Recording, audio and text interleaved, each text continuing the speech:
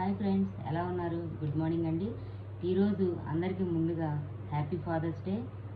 మన తల్లి మనకి జన్మనిచ్చి మనకు ఆప్యాయతను పంచితే, తండ్రి బాధ్యతతో మనని ఎంతో ఎత్తుకు ఎదగాలని తనలో ఉన్న కోరికల్ని అన్నీ చంపుకొని మన కోసం నిత్యం కృషి చేసే ఆర్మీ ఒక ఆర్మీలో పనిచేసే మన ఆర్మీ సోదరుడు ఎంత గొప్పవాడో అంతకన్నా గొప్పవాడండి మన ఫాదరు.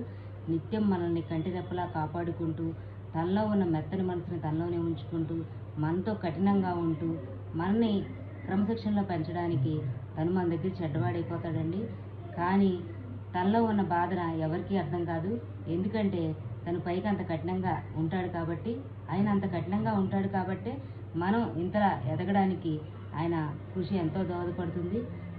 అందుకని ఆయన జీవితం అంతా మనకి ఆయన కష్ట సుఖాలని, ఆయన కోరికల్ని చంపేసేసుకొని కేవలం కష్టాన్ని ఆయన